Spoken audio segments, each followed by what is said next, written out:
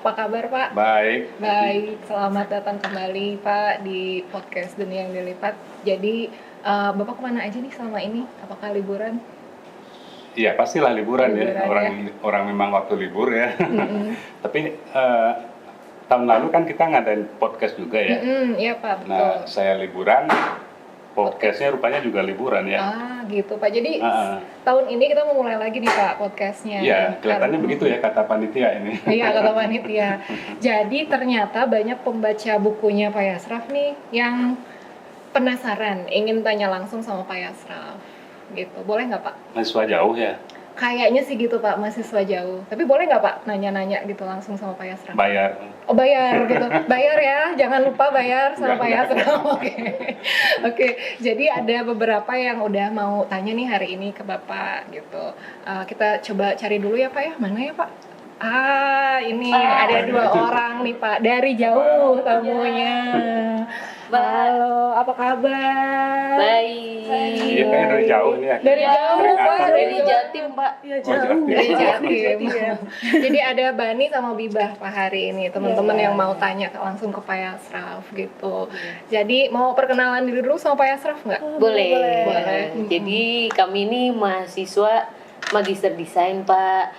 Dan sudah satu semester ini tuh kami belajar desain dan kebudayaan.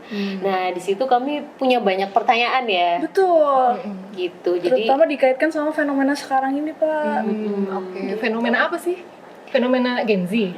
Iya, betul, Ibu. Ini ngomong-ngomong ini Gen Z. saya Dua-duanya. Gen Z. Gen Z Pak, ini Gen Z Pak. Saya Gen Z mungkin juga? bukan. Gen saya Z. milenial sih, Pak. Oh, Tapi milenial. dekat sama Gen Z kok, Pak. Dekat-dekat lah.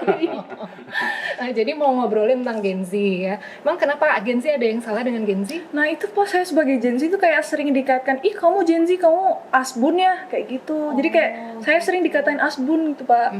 Cara komunikasi Gen Z gitu yang Betul.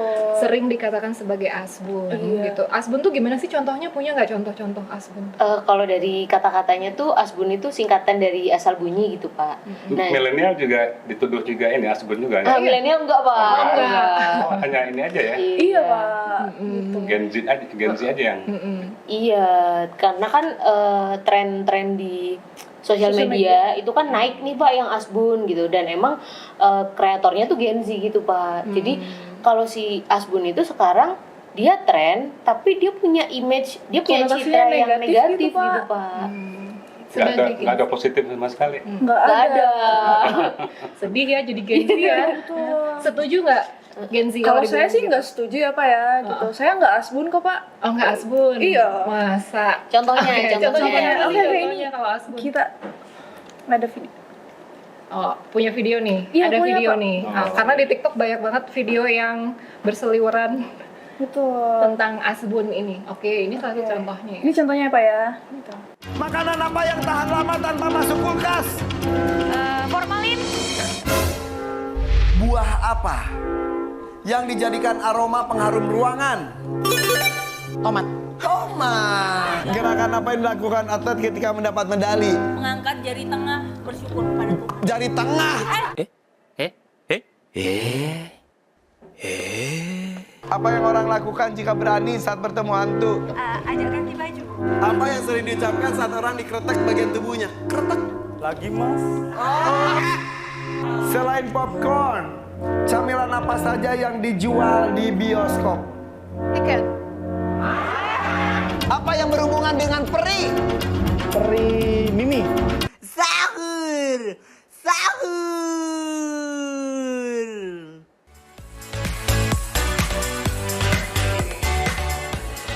Ya, jadi gitu Pak, kurang lebih. Jadi ada beberapa konten yang berseliweran di sosial media ini yang isinya itu Gen Z katanya ya, yang Iya, buat Gen Z. betul, Terus asbun. katanya asbun Pak, begitu.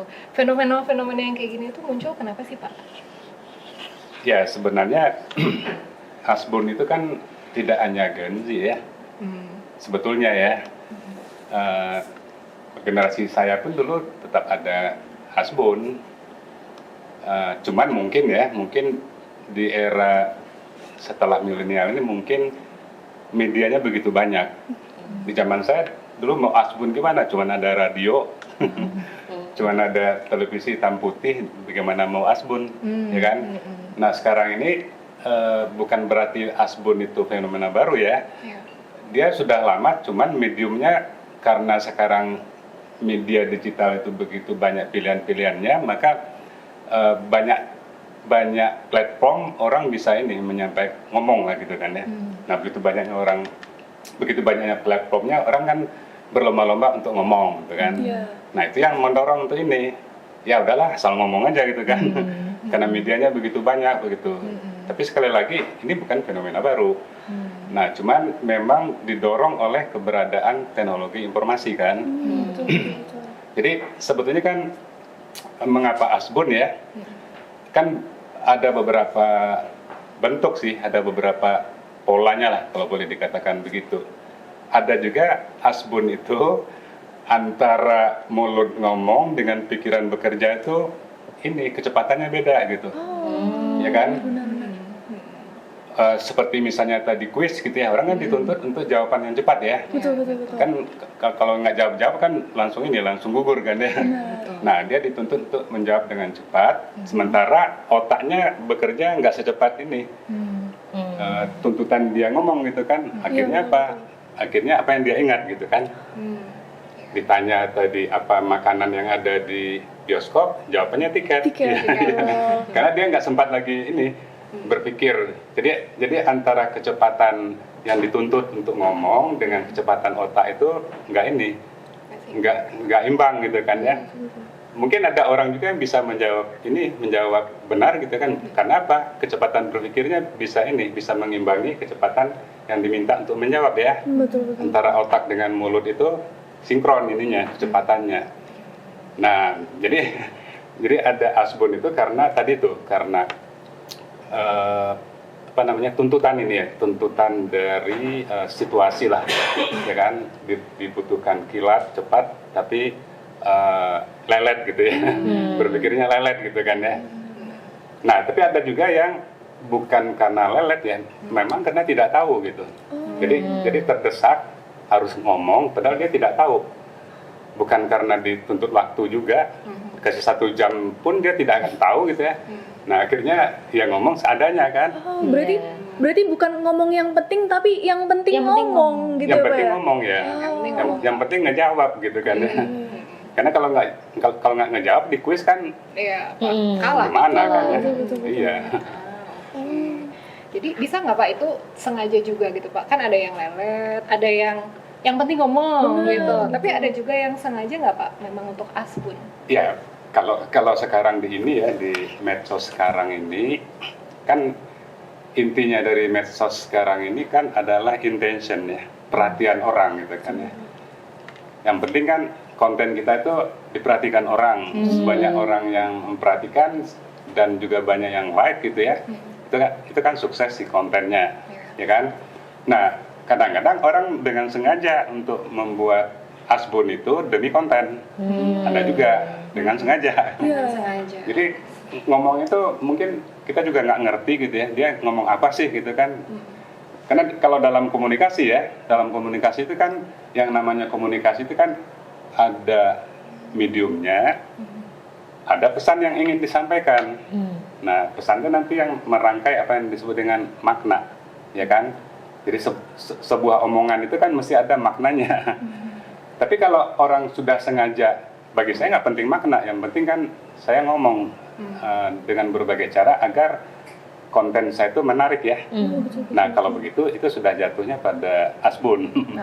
Asbun yang kalau tadi kan asbun tidak diniatkan gitu ya. Betul. Kalau sekarang nih kayak sholat aja nih kan, asbun yang diniatkan gitu kan, demi konten.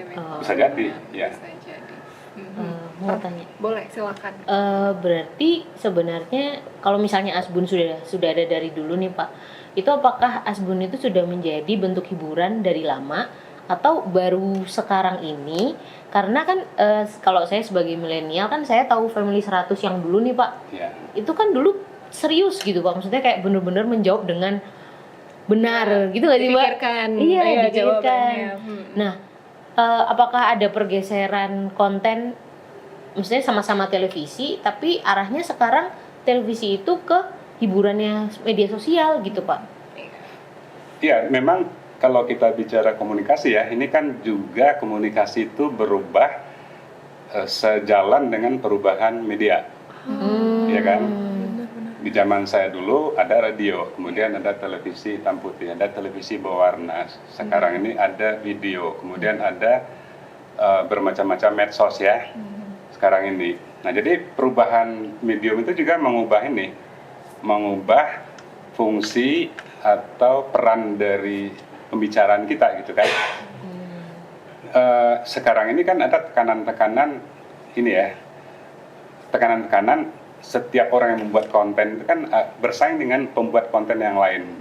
Jadi persaingannya ketat banget gitu. Iya. Ketat sekali persaingan di antara konten kreator ya sekarang ini. Nah, di zaman dulu waktu ada televisi radio itu belum ada media sosial, itu kan disebutnya kan dengan era media massa. Era media massa itu kan radio, televisi kan. Sekarang ini kan bukan lagi media massa, tapi media sosial, disebutnya media sosial, bukan lagi media massa. Kalau media massa itu konten kreatornya satu, audiensnya, pemirsanya banyak. Kalau media sosial, konten kreatornya siapapun, yang nonton siapapun gitu kan. Nah itu bedanya karakter antara mass media dengan media sosial.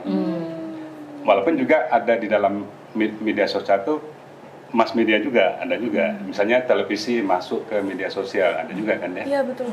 Ya, nah, tapi kan intinya di zaman era media massa dulu, persaingan di antara konten kreator itu kan tidak seramai sekarang, tidak ketat sekarang. Dulu kan paling persaingan antara broadcaster televisi atau penyiar radio ya. Nah sekarang ini persaingan di media sosial itu persaingan orang per orang.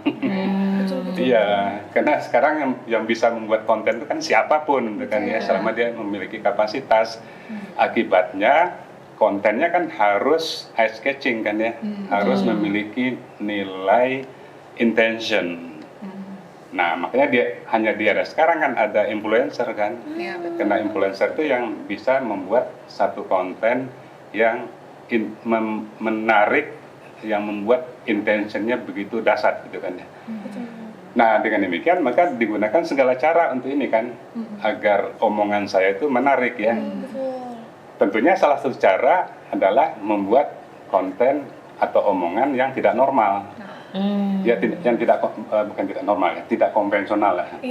Ya kan? Kalau saya ngomong panjang lebar terus pembicaraan saya itu terstruktur, linear, kalimatnya tata bahasanya benar, mungkin nggak ada yang akan dengar.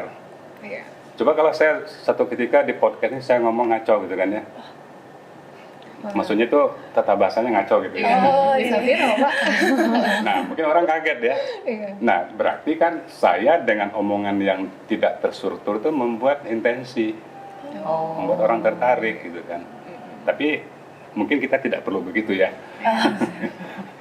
Jadi saya rasa begitu. Tapi pola-pola seperti itu Pak, ketika media sekarang sudah semakin cepat gitu Pak, apakah kita akan berubah sepenuhnya menjadi seperti itu, atau memang ini hanya proses saja, tapi sebenarnya ada orang-orang yang memang tidak seperti itu gitu Pak, asbun hanya mengejar likes gitu ya Pak, hanya mengejar follower. Gimana kira-kira? Kalau yang kami pelajari dari ini ya power ya. Iya, hubungannya dengan ternyata power. ini tuh sebuah Power itu apa sih? sebuah Kekuatan gitu ya. kekuasaan. Kuasa betul. Ini tuh saya juga cukup kaget sih Pak mengikuti kuliahnya Pak Pai gitu. Jadi ternyata yang punya power itu penonton. Betul. Tadinya kami kirainnya ya si influencer itu Pak yang punya power gitu. atau malah tools si Instagramnya nih misal gitu.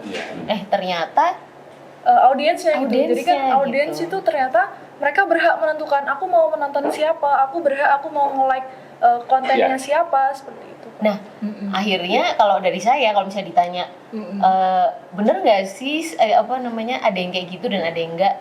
Kalau saya nangkepnya yang di permukaan emang asbun semua, tapi ternyata di balik itu ada juga yang memutuskan untuk enggak memilih keasbunan itu. Gitu. Bener nggak Pak? Iya, benar, dua-duanya sebenar ya. Maksud saya dua-duanya benar itu kan benar apa enggak itu kan bergantung zamannya. Ya, sekarang kan kita berbicara mengenai pasca kebenaran ya. Kalau pasca kebenaran itu yang nggak benar itu menjadi benar kan ya. Betul. Bisa diterima sebagai kebenaran. Kalau dulu di zaman yang sebelum pasca kebenaran itu yang benar itu benar-benar yang benar gitu kan. Nah kalau sekarang kan sudah berubah zaman gitu, makanya saya katakan bisa benar-benar benar dua-duanya. Kalau dilihat dari kacamata zaman saya, itu tidak benar dalam pengertian begini. Yang namanya komunikasi itu kan mestilah memberikan pesan. Betul. Memberikan pesan itu artinya ada sesuatu yang diperoleh oleh yang menonton. Lebih bagus lagi misalnya ada unsur edukasinya yang membuat si penonton itu merasa dapat pengetahuan baru, ilmu baru, cara baru, teknik baru, macam-macam kan ya, yang bisa diperoleh oleh si audien begitu kan. Nah itu kan hanya bisa dilakukan kalau komunikasinya tidak asbun. Gimana orang bisa mau menyampaikan pesan yang edukatif itu kan, sementara kita ngomongnya asbun kan nggak mungkin. Betul juga. Nah jadi saya rasa kalau dilihat dari kacamata zaman saya dulu, asbun itu sesuatu yang tidak baik. Dalam pengertian tidak mencerahkan, tidak mendidik, tidak memberikan pengetahuan pada publik ya. Betul. Nah kita kan juga mempunyai kewajiban untuk memberikan pencerdasan pada publik. Dan nggak bisa dengan cara yang asbun. Nah itu kalau bicara zaman pra post-truth itu. Kalau kita bicara zaman digital justru itu yang ini. Yang menjadi kebenaran sekarang dalam pengertian kalau kita nggak begitu ya nggak konten kita nggak laku ya secara ekonomi. Jadi dalam banyak hal tuh bisa mengorbankan pendidikan publik di situ. Orang sih terhibur memang. Dan kebanyakan asbun itu kan menghibur ya. Dan banyak juga penonton asbun, penonton yang suka hiburan, tidak suka pengetahuan, tapi sukanya hiburan. Nah, jadi di sini ada resiko gitu ya. Iya sih orang konten banyak banyak penontonnya, banyak like-nya, banyak followernya, tetapi dia dapat pengetahuan apa di situ. Mungkin ini sisi kritisnya gitu ya. Tapi ekonomi berjalan baik ya karena itu. Ekonomi berjalan baik. Jadi sebagai Gen Z nih, lebih pilih bikin konten asbun tapi banyak follower atau konten edukatif tapi nggak banyak nih followernya? Kalau saya pribadi sih mending bikin yang edukatif ya Bu ya gitu, karena itu kan jejak digital ya Bu ya gitu loh kan. Di dunia digital sekarang medsos tuh kan orang tuh bisa melihat gitu, oh masa lalunya Biba ternyata asbun banget gitu. Kalau saya sih menjaga image saya ya Pak ya, kan saya nggak asbun gitu. Ada image ternyata Pak yang dijaga begitu benar, Pak gitu, ketika Pak. di zaman Dan ini ngomongin jejak digital juga Pak, kita juga punya harapan gitu Pak. Ini mungkin bisa jadi asbun ini tren aja. Mungkin benar. bisa jadi ada tren selanjutnya yang edukatif lagi. Mungkin kembali polanya kembali lagi gitu, bisa nggak sih Pak? Ya kita kan tidak bisa membuat prediksi untuk kebudayaan ya. Kalau teknologi kita bisa memprediksi lebih persis lah gitu. Bahkan ekonomi pun tidak bisa gitu ya. Nah apalagi untuk hal yang berkaitan dengan kultur ya. Saya tidak bisa memastikan, tapi kalau dilihat pola kebudayaan secara umum, memang kebudayaan itu selalu dia bergerak seperti spiral gitu. Spiral. Jadi spiral itu jadi tidak linear kebudayaan ya. Spiral itu dalam pengertian apa yang tren sekarang pasti akan hilang. Tapi satu ketika nanti apa yang tren sekarang itu menjadi tren lagi gitu. Jadi tapi tren lagi nanti di zaman yang berikut itu sudah berbeda dengan zaman sekarang. Sudah berbeda bentuknya, mekanismenya, caranya begitu ya. Jadi bukan siklus ya. Kalau siklus kan berulang-ulang terus nggak ada kebaruan. Betul. Tapi kalau spiral itu dia mengulang sesuatu, tapi dia menambahkan hal yang baru gitu. Makanya asbun yang sekarang itu tidak siklikal. tidak siklus, dia spiral. Di zaman saya ada asbun, tapi sekarang asbun yang sekarang udah berbeda ininya, caranya, mekanismenya gitu kan. Dan apa namanya, memang di situ adalah menuntut atau mungkin menjadi sekarang tuh menjadi bagian dari industri kreatif ya. Asbun itu Bisa jadi. katakanlah demi ekonomi tadi kan. Iya. Nah, demi ekonomi. Nah, cuman tadi itu kan ada risiko kan. Risikonya pendidikan publik tuh menjadi terabaikan di situ gitu. Demi konten ekonomi, demi nilai ekonomi dari konten.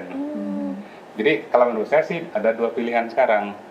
Ada dua pilihan itu, ada orang bikin konten supaya followernya banyak, supaya viewernya banyak, tapi nilai pendidikan edukasinya minim gitu ya. Iya. Pilihan lain mencari jalur yang nilai pendidikannya, edukasinya tinggi, pencerdasan masyarakatnya, kontennya tinggi di situ, biar tidak laku gitu kan. Nah jadi saya tidak memberikan mana yang baik mana yang buruk, tapi ada dua pilihan sekarang yang dilakukan orang. Betul betul. Iya. Berarti itu kembali lagi tergantung kitanya gitu ya Pak ya. Gimana Saya rasa kita begitu ya. kita kan ya semua orang yang juga bisa membuat konten nih gitu. Berarti misal nih suatu saat gitu kita bikin konten, berarti kita harus milih tuh kan ya Pak ya. Mau bikin yang mana gitu ya Pak ya. Iya. Soalnya kalau dikaitkan juga di medsos akhir-akhir ini tuh kan juga ada asbun yang menurut saya tuh miris gitu Pak jatuhnya. Gitu. Ini kita boleh lihat video lagi Boleh. nggak Boleh. Pak? Nah ini jadi kayak seorang guru membagikan momen siswanya belum bisa perkalian dan pembagian dasar. Ini mungkin polanya sama seperti yang Family 100 tadi ya Pak ya gitu. Jadi kan ada tekanan gitu. Tapi kayak jatuhnya ngeliatnya, wah ini anak-anaknya asbun banget gitu. Kayak tapi kayak aduh kok nggak bisa perhitungan ya kayak gitu. Kita lihat ya Pak ya. Kayak hari tadi. 24 dibagi 3.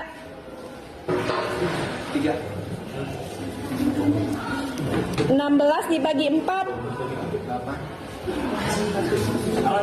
28 dibagi 4. 32 dibagi 4.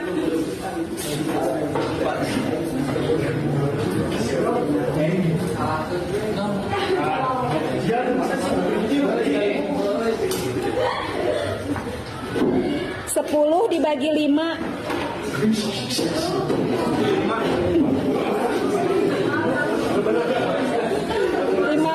dibagi 5.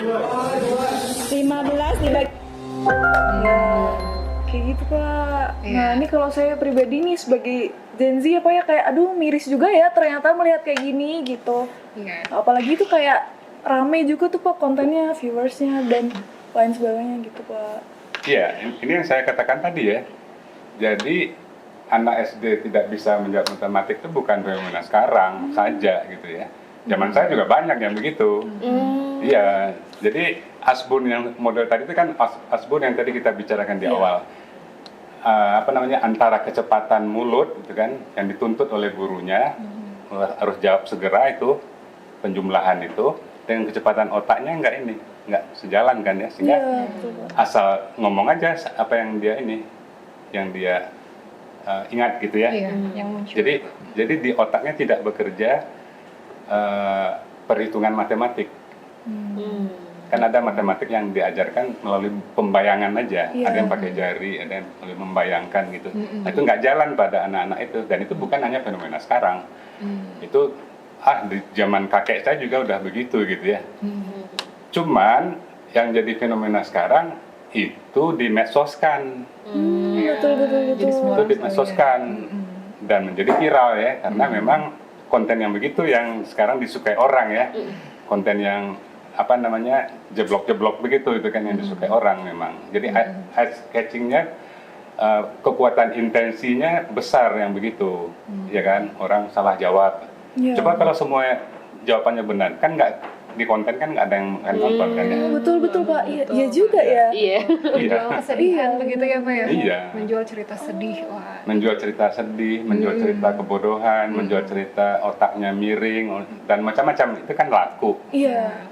Jadi yang menjadi fenomena asbun sekarang bahwa itu dimedsoskan, Medsoskan. ya, diupload, dijadikan konten gitu kan, konten video kalau tadi kan ya. Nah, di situ salahnya ya. Di situ salahnya dalam pengertian ngapain sih guru ini? Saya bukan nunduk gurunya.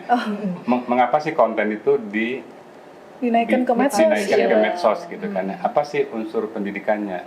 Apa sih unsur pembelajarannya? Kan tidak ada unsur pembelajarannya, ya kan? Kecuali kalau di situ ada narasi.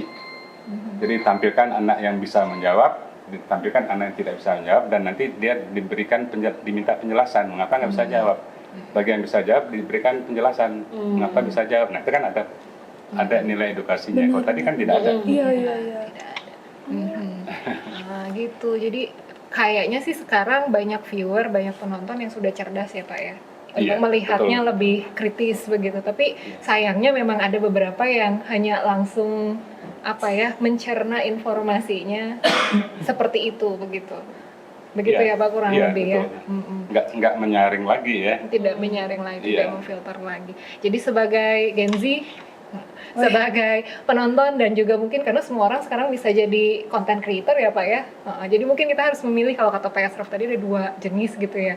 Ada yang kontennya itu berisi, punya muatan edukasi, tapi dengan resiko mungkin followernya tidak sebanyak kalau kontennya itu asbun gitu ya Pak ya, kurang lebih gitu. Tapi ya kita percaya semuanya kalau semua penonton bisa lebih bijak begitu ya Pak ya, bisa lebih kritis kalau melihat hal-hal yang seperti ini gitu. Nah, masih ada pertanyaan gak nih buat Pak Yasraf nih? Berarti saya bisa dong Pak gini, waktu misalnya ada milenial yang ngatain saya, ih kamu Gen Z asbun, terus saya balas gini Pak, ih milenial juga asbun, gitu boleh nggak Pak? Karena dia milenial Pak. Iya. Ini milenial versus Iya, ngebales gitu. Iya gitu Pak. Itu misal gimana? Bisa berarti kan Pak? Karena kan di milenial juga ada asbun gitu Pak. Iya bisa. Karena asbun itu tidak hanya miliknya milenial, Gen Z ya. Iya.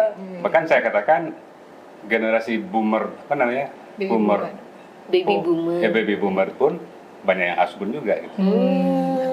Jadi salah kalau mengatakan itu hanya milik generasi Z ya. Iya.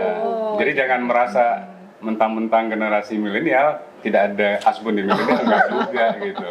Cuman yang tadi saya sudah berikan catatan ya, karena di era generasi Z ini media tuh begitu Masif ya Pak bergerak. masif dan efeknya itu berlipat ganda gitu ya. Karena banyak sekali platformnya, banyak sekali salurannya, banyak sekali bentuk-bentuk yang bisa sasarannya juga makin banyak sekarang ya. Dan itu yang membuat asbun yang tadinya hanya milik sekelompok orang sekarang menjadi banyak orang. Jadi efeknya menjadi lipat ganda sekarang.